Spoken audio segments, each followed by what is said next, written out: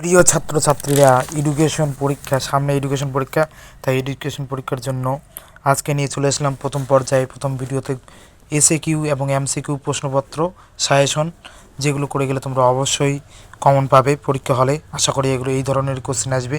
দেখে নাও যে প্রথম, দ্বিতীয় এবং তৃতীয় এই তিনটে অধ্যায় মিলে গ্রুপ এ থেকে এমসিকিউ 9টা এবং এসএকিউ যে 5টা কোশ্চেন করতে হয়, টোটাল 14 নাম্বার। প্রথম পর্যায়ে দেখে নাও যে কী কী কোশ্চেনগুলো তোমরা করবে। প্রথমে দেখে নাও এসএকিউ অ্যান্সার, এসএকিউ প্রশ্ন কী কী করবে তোমরা প্রথম অধ্যায় থেকে করবে এসএকিউ। এই কটা প্রশ্ন করবে যে শিখন কাকে বলে, শিখনের বৈশিষ্ট্য লেখো, আগ্রহ বৈশিষ্ট্য, বুদ্ধির অভিজ্ঞা কী, বুদ্ধির বৈশিষ্ট্য, স্পিয়ারম্যানের টেট্রাড সমীকরণটি লেখো, শিখনের প্রথম স্তর, দ্বিতীয় স্তর এবং শেষ স্তরের নাম, মনোযোগের একটি বৈশিষ্ট্য, স্পিয়ারম্যানের দ্বিউপাদান তত্ত্বের জীবপাদান বলতে কী বোঝো, স্কিনারের উল্লিখিত শিডিউলগুলোর মধ্যে যে কোনো দুটি শিডিউলের নাম, প্রচেষ্টা ও ভুল কৌশলের প্রবক্তাকে, থার্স্টনের বহু উপাদান তত্ত্বে এস বলতে কী বোঝো, অথবা থার্স্টনের বিভিন্ন উপাদানগুলি যা আছে এস, এম, ভি, এগুলো দিয়ে কী বোঝানো হয়। এই ধরনের অনেকগুলো আছে, 7টা আছে দেখবে। স্পিয়ারম্যানের টেট্রাড সমীকরণে আর বলতে কী বোঝো, বৃদ্ধির একটি বৈশিষ্ট্য লেখো, পেশনা চক্র কী, পেশনা কয় প্রকার ও কী কী, প্রত্যেকটারই সংজ্ঞা এবং উদাহরণ, শিখন ও পরিণামের মধ্যে দুটি পার্থক্য এবং দুটি মিল বা সাদৃশ্য, মনোযোগের ব্যক্তিগত এবং বস্তুগত নির্ধারক, অর্থাৎ অভ্যন্তরীণ আর বাহ্যিক যে নির্ধারকগুলো আছে সেগুলো অবশ্যই পড়ে রাখবি। আগ্রহ হলো সুপ্ত মনোযোগ এবং মনোযোগ হলো ক্রিয়াশীল আগ্রহ। এই উক্তিটি কার? মনোবিদ হেবের মতে বুদ্ধি কয় প্রকার ও কী কী? তরল বুদ্ধি এর ধারণা কে দেন? সি বুদ্ধির সংজ্ঞা কে দিয়েছেন? তারপরে জ্ঞানের শিখনের প্রথম এবং শেষ স্তর কী? এগুলো পড়বে প্রথম অধ্যায় থেকে এসএকিউ। এবং দ্বিতীয় অধ্যায় থেকে পড়বে যে পাজল বক্স কী, অপানুবর্তন কী, স্কিনার কোন দুটি শ্রেণীর আচরণের কথা বলেছেন, তারপরে থর্নডাইকের মুখ্য সূত্রগুলি কয়টি ও কী কী, গ্যাস্টাল মতবাদ কী, সক্রিয় আচরণ বলতে কী বোঝো, অপারেন্ট বলতে কী বোঝো, অন্তর্দৃষ্টিমূলক শিখন কী, থর্নডাইকের দেওয়া ফল লাভের সূত্র কী, থর্নডাইকের দেওয়া ব্যবহার সূত্র আর প্রস্তুতির সূত্র, টাইম কার্ভ কী, প্রাচীন অনুবর্তন তত্ত্বের সাংগঠনিক রূপটি লেখো, সক্রিয় অনুবর্তন তত্ত্বের সাংগঠনিক রূপটি লেখো। এগুলো দ্বিতীয় অধ্যায় থেকে পড়বে। আর তৃতীয় অধ্যায় থেকে পড়বে এগুলো কল্পিত গড় কী, রাশিবিজ্ঞানের শ্রেণী ব্যবধান কী, গড়ের মাধ্যমে কী জানা যায়, চল বলতে কী বোঝো, ভূইষ্ঠক নির্ণয়ের সহজ সূত্র, অবনিস্থ স্তরের গড়ের সূত্রটি লেখো, মধ্যম মান নির্ণয় করো। তারপরে গড় নির্ণয় করা প্র্যাকটিস করবে, মোট নির্ণয়, 15 থেকে 20 শ্রেণীর মধ্যবিন্দু কত, এই ধরনের। প্রসার বলতে কী বোঝো, পরিসংখ্যান বর্ণন টেলিচিহ্নের কেন ব্যবহার করা হয়, হিস্টোগ্রাম এবং পরিসংখ্যা বহুভুজের একটি পার্থক্য লেখো, পরিসংখ্যা বহুভুজের একটি ব্যবহার সুবিধা ও অসুবিধা উল্লেখ করো, কেন্দ্রীয় প্রবণতা কী, এর মানগুলো নাম, কেন্দ্রীয় প্রবণতা সবচেয়ে নির্ভরযোগ্য এবং দ্রুততম পদ্ধতির নাম কি। এই ধরনের এসএকিউগুলো প্র্যাকটিস করবে, অবশ্যই কমন পাবে। এবার দেখে নাও যে কী কী এমসিকিউ অ্যান্সার তোমরা আজকে এখান থেকে করবে। দেখো, এই যে দেখো, শিখনের দ্বিতীয় স্তর কোনটি? ধারণ বা সংরক্ষণ। মনোযোগের একটি অভ্যন্তরীণ উদ্দীপক, উত্তর হবে মেজাজ। মানসিক ক্ষমতার দলগত উপাদান নামক তত্ত্বের প্রবক্তা হলেন থার্স্টন।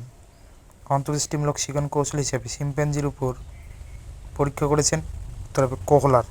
প্যাভলভের শিখন তত্ত্বে প্রাচীন অনুবর্তনকে বলা হয় এস টাইপ অনুবর্তন। তারপর রাশিবিজ্ঞানের একটি পরিসংখ্যান হলো 12 হলে এটা হবে 12 কীভাবে লিখতে হয়, এটা অ্যান্সার হবে এ। এই যে 4টা লিখে তার মাঝখানে একটা পেট কেটে দিতে হবে, তাহলে 5 5 10 দিয়ে 12।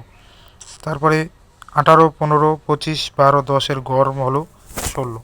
কেন্দ্রীয় প্রবণতার সবচেয়ে দ্রুতগতি পদ্ধতি হলো দ্রুতগতি, তাড়াতাড়ি নির্ণয় করা যায়, এটা হবে মোট। তারপরে কোশ্চেন 16 8 10 11 8 10 12 8 14 এর মোট। মোট মানে হচ্ছে যেটা বেশি বার আছে, এখানে 8 সংখ্যাটা বেশি বার আছে, তাই এখানে 8 হবে অ্যান্সার। তারপরে এখানে অপারেন্ট অনুবর্তন প্রত্যক স্কিনার। অন্তর্দৃষ্টিমূলক শিখন মূলত সম্ভব হয়, অবশ্যই এটা হবে বুদ্ধির দ্বারা।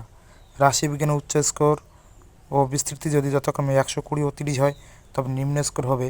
সবসময় নিম্ন স্কোর বার করতে গেলে উচ্চ স্কোর থেকেই বিস্তৃতিতে বিয়োগ করে দিতে হয়, অর্থাৎ 90 হবে অ্যান্সার। তারপর রাশিবিজ্ঞান একটি পরিসংখ্যান হলে 15, এটা হবে ডি নাম্বার অপশনটা। নেক্সট মানসিক ক্ষমতা সংক্রান্ত বহুপদন তত্ত্বপ্রক্ত হবে থাস্টন। বহুপদন বললেও থাস্টন হবে, দলগত বললেও থাস্টন হবে, কেবলমাত্র দ্বিউপাদান বললে হবে স্পিয়ারম্যান। আগ্রহ হলো সুপ্ত মনোযোগ ও মনোযোগ হলো ক্রিয়াশীল আগ্রহ, একথা বলেছেন ম্যাকডুগাল। তারপরে দেখো 7, 10, 11, 14, 15, 16, 18 এর মধ্যমান 14। মধ্যমান নির্ণয়ের অবশ্যই তোমরা হয়তো শিখেছো, না শিখলে কমেন্ট করে জানাবে। শ্রেণী 40 থেকে 45-এর শ্রেণী সীমানা, নিম্ন এবং উচ্চ সীমা এখানে হবে 39.5 আর 45.5। বুদ্ধি হলো শেখার ক্ষমতা, এটা বলেছেন প্লেটো। নেক্সট জ্ঞানের শিখনের শেষ স্তরটি হবে অবশ্যই এখানে সমস্যা সমাধানের শিখন হবে। গেস্টাল কথার অর্থ হবে অবয়ব। তারপরে আছে মানসিক ক্ষমতা সংক্রান্ত দ্বিউপাদান তত্ত্বপ্রবক্তা, এখানে হবে স্পিয়ারম্যান। স্কিনার প্রবর্তিত বা সক্রিয় অনুবর্তনটি হলো আর টাইপ অনুবর্তন। তারপর বলছি নিচের কোনটি কেন্দ্রীয় প্রবণতার পরিমাপ নয়, উত্তর হবে পরিসংখ্যা বহুভুজ।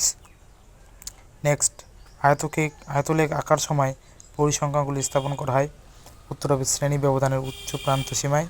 পরিসংখ্যানে সামেশন চিহ্নটি দ্বারা কী বোঝানো হয়, অবশ্যই হবে যোগফল। 8, 6, 10, 12, 9, 14 4 স্কোরগুলি গড়মান।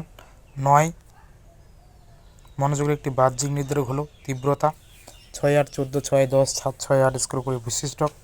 6 প্রচেষ্টা এবং ভুল শিখনের প্রবক্তা থর্নডাইক। জীবপ্রদান প্রয়োজন হয় সব কাজে। তারপরে দেখো থাস্টনের বহুপ্রধান তত্ত্বে এম বলতে বোঝায়, উত্তর হবে স্মৃতি বা মেমোরি। প্রাচীন অনুবর্তন তত্ত্বকে বোঝানো হয় এস টাইপ। গেস্টাল্ট মতবাদের মূল ভিত্তি হল, উত্তর হবে প্রত্যক্ষণ। দ্য ন্যাচারাল অফ ইন্টেলিজেন্স বইটির রচয়িতা, অবশ্যই এটা থাস্টন। গ্রেগনির মতে শিখনের শেষ স্তরটি সমস্যা সমাধানের শিখন। কেন্দ্রীয় প্রবণতার সবচেয়ে নির্ভরযোগ্য পদ্ধতি হলে হবে মিন, আর এখানে আছে দ্রুতগতি পদ্ধতি, তাহলে হবে অবশ্যই মোড হবে। অন্তর্দৃষ্টিমূলক শিখন হলো, এটি হবে অ্যান্সার ক্যাস্টাল তত্ত্ব। আর টাইপ অনুবর্তনটির নামকরণ করেছেন, উত্তর হবে স্কিনার। সি বুদ্ধির সংজ্ঞা দিয়েছেন ভার্নন।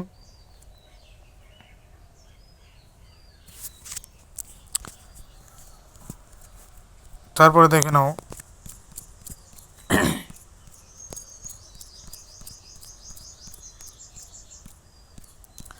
যে স্পিয়ারম্যানের মানসিক ক্ষমতার তত্ত্বটির নাম কি, দ্বিউপাদান তত্ত্ব। পরিসংখ্যান বহুভুজ হলো, এটি হবে অরৈখিক লেখচিত্র। দেখো পরিসংখ্যান বহুভুজ যখন বলবে তখন অরৈখিক হবে, কিন্তু এটা যদি বলতো হিস্টোগ্রাম আয়তলেখ বলতো তাহলে কিন্তু এটা কিন্তু রৈখিক হতো। এটা কিন্তু যেন খেয়াল থাকে। আয়তলেখ হলে কি হবে বললাম, আয়তলেখ যদি হয় তাহলে হবে রৈখিক লেখচিত্র, কিন্তু পরিসংখ্যা যদি বলে তাহলে হবে অরৈখিক রেখাচিত্র। 30 থেকে 39-এর মধ্যবিন্দু, এটা অপশন সি 34.5 হবে অ্যান্সার।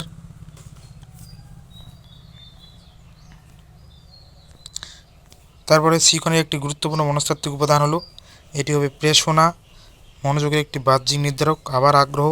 প্রাচীন অনুবর্তন তত্ত্বটি হলো অবশ্যই এস টাইপ। একটি পরিসংখ্যা 7 হলে টেলিচিহ্ন হবে 5, 2, 7।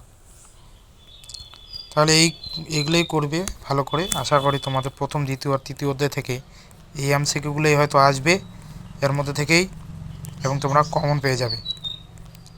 ভিডিওটি ভালো লাগলে অবশ্যই লাইক, কমেন্ট এবং সাবস্ক্রাইব করো, আর চ্যানেলটিকে